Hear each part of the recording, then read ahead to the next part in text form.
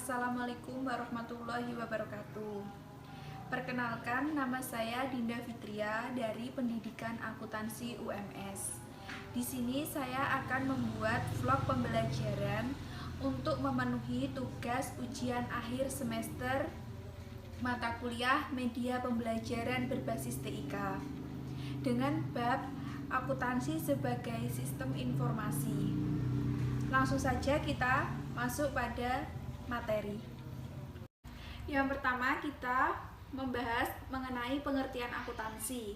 Akuntansi adalah sistem informasi yang mengidentifikasikan, mencatat, dan mengkomunikasikan kejadian-kejadian ekonomi dari suatu organisasi kepada pihak yang berkepentingan. Pada pengertian tersebut terkandung kegiatan utama akuntansi sebagai berikut. Yang pertama, mengidentifikasi kejadian ekonomi terkait aktivitas ekonomi yang relevan dari organisasi tertentu. Yang kedua, mencatat secara historis aktivitas keuangan organisasi. Pencatatan dilakukan secara sistematis, beruntun sesuai kronologi kejadian dan dapat diukur dalam satuan moneter. Akuntansi terus berkembang dari masa ke masa. Akuntansi selalu mengembangkan konsep dan teknik baru untuk memenuhi kebutuhan informasi keuangan. Tanpa informasi akurat dan tepat waktu, bisa jadi keputusan ekonomi dan bisnis menjadi tertunda atau salah. Dunia bisnis perlu memberikan informasi ekonomi kepada pemangku kepentingannya sebagai alat pengambil keputusan. Di sini kita akan membahas perkembangan akuntansi di dunia dan di Indonesia. Yang pertama, mari kita membahas akuntansi di dunia. Akuntansi awalnya dikenal dengan sistem tata buku berpasangan atau double entry bookkeeping. Pertama kali dikenalkan oleh Luca Pacioli pada tahun 1494. Awalnya sistem akuntansi berlaku di negara Eropa adalah sistem kontinental atau tata buku. Selanjutnya terjadinya revolusi industri di Inggris juga berpengaruh terhadap perkembangan dan pemanfaatan sistem tata buku berpasangan. Adanya revolusi industri menyebabkan produktivitas industri makin meningkat. Pelaku industri menginginkan pencatatan keuangan yang akurat dan dapat diandalkan. Pada perkembangannya, sistem Anglo-Saxon mulai diterapkan oleh pelaku bisnis Amerika Serikat. Yang kedua, perkembangan akuntansi di Indonesia. Pada tahun 1870, pemerintah kolonial Belanda menghapus Undang-Undang Tanam Paksa. Kebijakan ini memicu banyaknya usaha Belanda menanamkan modal di Indonesia. Kondisi tersebut menjadi awal mula perkembangan akuntansi di Indonesia. Ketika Indonesia merdeka, hanya satu akuntan pribumi, yaitu Profesor Dr. Abu Tari. Pemerintah Republik Indonesia pun mengirim orang Indonesia ke luar negeri untuk belajar akuntansi. Di dalam negeri, pendidikan akuntansi mulai dirintis dengan dibukanya jurusan akuntansi di Fakultas Ekonomi Universitas Indonesia tahun 1952 dan mendirikan perkumpulan akuntan yang diberi nama Ikatan Akuntan Indonesia atau IAI. Terbentuk pada 23 Desember 1957. Selanjutnya kita akan membahas mengenai manfaat akuntansi. Manfaat akuntansi ada dua. Yang pertama, manfaat umum. Yang kedua, manfaat khusus. Manfaat umum adalah informasi akuntansi antara lain memperoleh informasi keuangan perusahaan yang akurat, sehingga pemakai laporan keuangan dapat mengambil keputusan dengan tepat. Kemudian manfaat khusus akuntansi diuraikan sebagai berikut.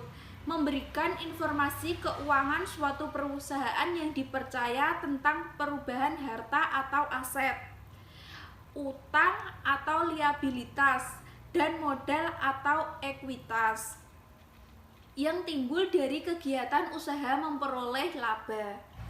Kemudian manfaat akuntansi khusus yang kedua, memberikan informasi keuangan yang membantu pemakai informasi akuntansi untuk memperkirakan kemampuan perusahaan dalam memperoleh data. Manfaat khusus yang ketiga, mengungkapkan sejauh mungkin informasi lain terkait laporan keuangan seperti informasi mengenai kebijakan yang dianut perusahaan. Yang terakhir, memberikan informasi penting lain seperti aktivitas pembiayaan lain investasi. Selanjutnya kita masuk ke dalam materi sistem informasi akuntansi. Sistem informasi akuntansi diperlukan perusahaan karena memuat proses pengolahan data untuk disajikan dalam bentuk informasi akuntansi.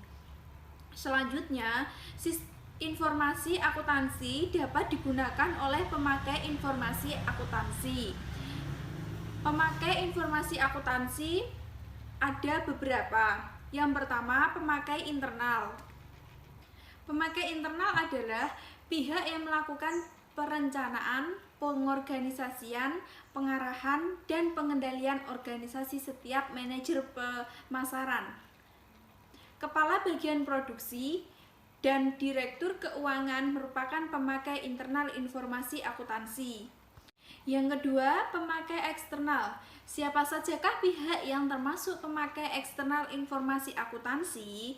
Pemakai eksternal informasi akuntansi perusahaan sebagai berikut.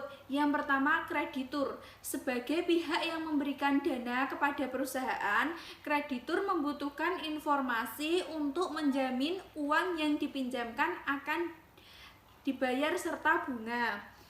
Yang kedua, yaitu pemerintah. Manfaat informasi keuangan bagi pemerintah di bidang perpajakan adalah menentukan besar pajaknya sesuai tarif yang berlaku.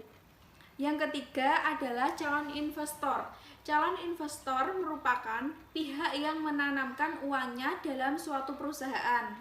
Calon investor harus memiliki keyakinan perusahaan dapat memberikan penghasilan memadai dalam waktu jangka panjang.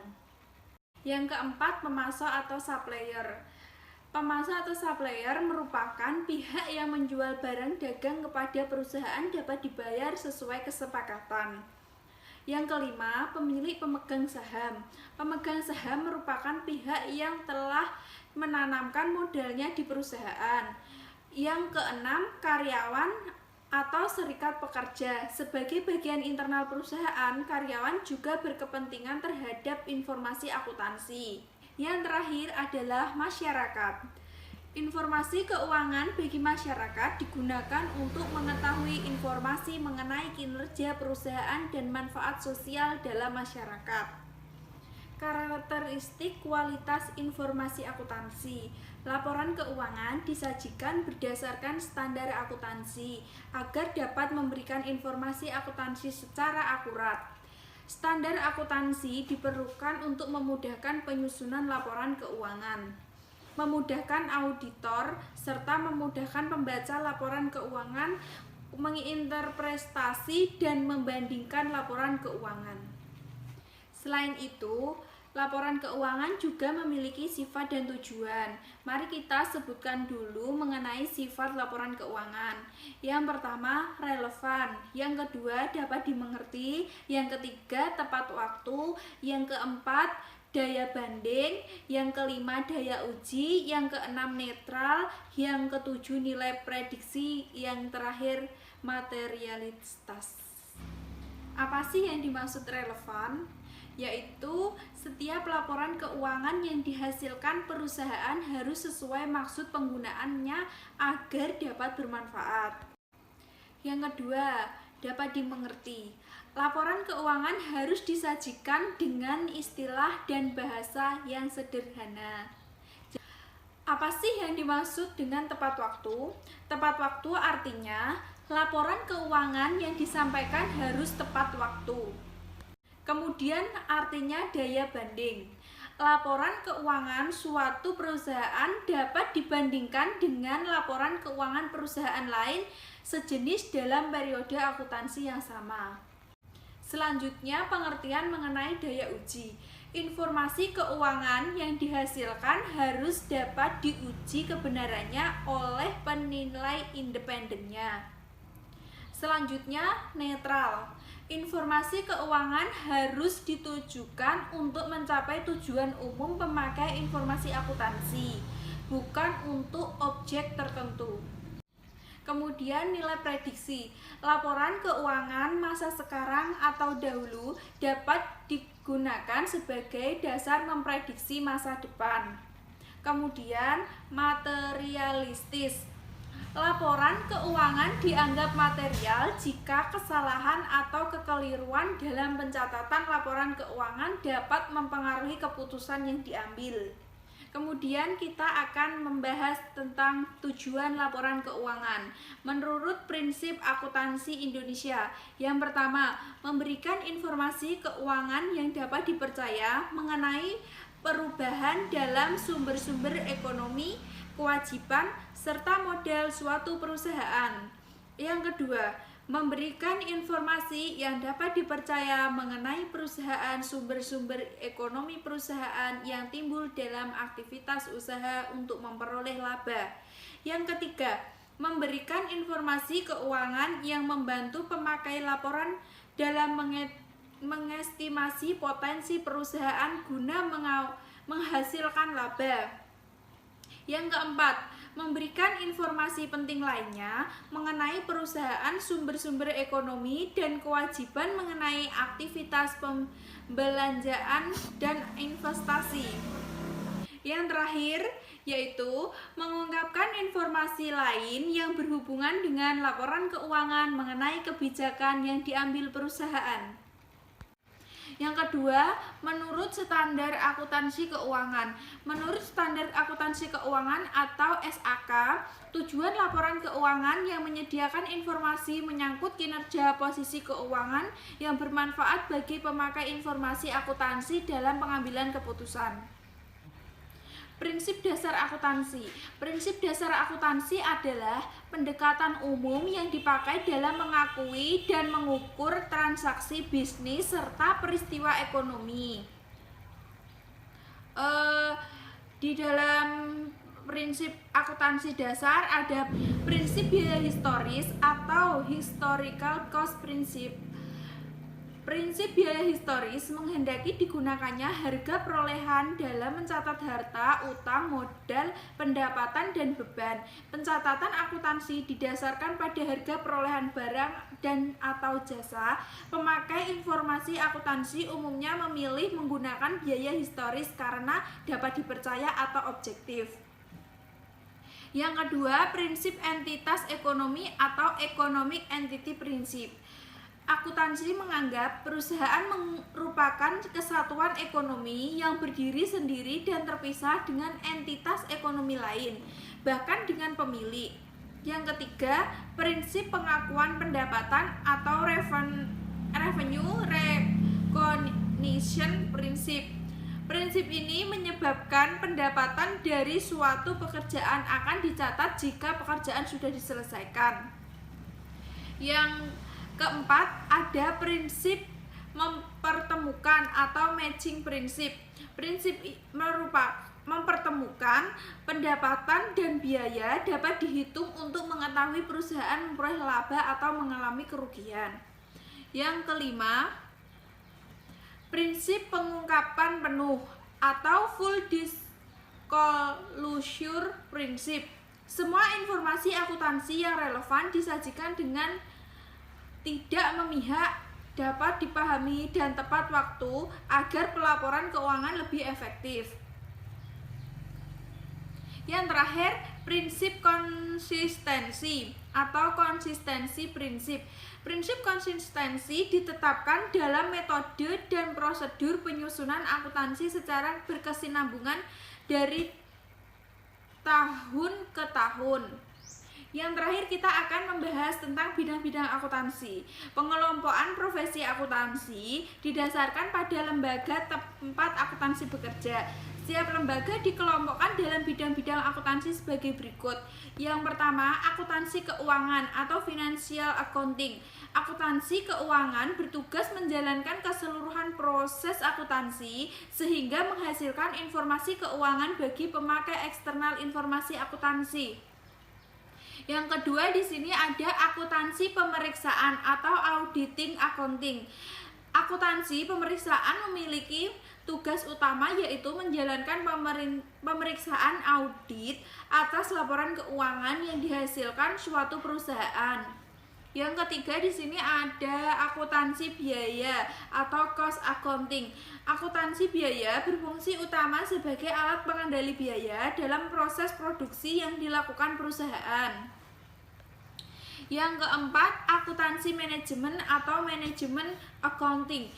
Bidang akuntansi ini berfungsi menyediakan data dan informasi bagi pengembalian keputusan manajemen adalah menyediakan informasi bagi pihak-pihak dalam perusahaan. Ini yang kelima, akuntansi anggaran, budgeting accounting. Perusahaan yang diukur dalam satuan unit moneter untuk jangka waktu tertentu. Yang keenam, akuntansi perpajakan atau tax accounting. Akuntansi perpajakan berfungsi mempersiapkan data terkait kewajiban dan hak perpajakan setiap transaksi yang dilakukan perusahaan. Yang terakhir ada yang ketujuh, akuntansi sektor publik atau public sector accounting.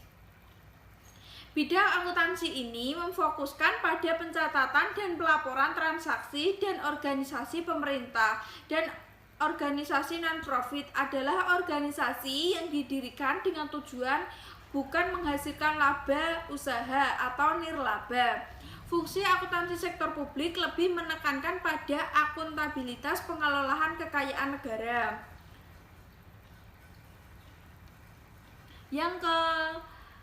Yang terakhir, bidang akuntansi ini memfokuskan pada aktivitas mendesain dan mengimplementasi prosedur serta pengamanan data keuangan perusahaan. Yang terakhir ada profesi akuntan.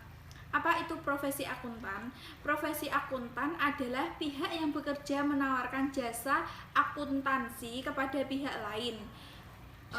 Di sini akuntan dapat dikelompokkan menjadi beberapa kelompok sebagai berikut. Yang pertama, akuntan internal adalah akuntan yang bekerja secara internal dalam suatu perusahaan. Yang kedua, akuntansi publik atau eksternal adalah akuntansi independen untuk menawarkan jasa akuntansi kepada pihak lain dalam memeriksa dan menilai kewajaran laporan keuangan perusahaan. Yang ketiga, akuntan pendidik adalah akuntan yang mengabdi dirinya dalam institusi atau lembaga tertentu yang bertugas mempersiapkan, membimbing, dan melatih peserta didik menjadi akuntan profesional. Yang keempat, ada akuntan pemerintah, adalah akuntan yang bekerja untuk kepentingan pemerintah. Dan di sini selanjutnya ada etika profesi akuntan. Kode Etik Akuntan Indonesia merupakan pedoman bagi anggota Ikatan Akuntansi Indonesia atau IAI untuk menjalankan tugasnya secara bertanggung jawab dan objektif. Akuntan dilindungi oleh Undang-Undang Nomor 5 Tahun 2011 tentang Akuntan Publik. Cukup sekian, terima kasih dari saya. Apabila ada salah kata dalam pengucapan, mohon maaf. Dan terima kasih kepada Allah Subhanahu wa Ta'ala telah memberikan kesempatan kepada saya untuk mengerjakan dan menyelesaikan tugas ujian akhir semester dengan keadaan sehat walafiat. Dan terima kasih juga kepada Bapak dosen pembimbing, Bapak Agus Susilo, yang telah mengampu saya mata pelajaran media pembelajaran berbasis TIK selama 1 semester. Wassalamualaikum warahmatullahi wabarakatuh.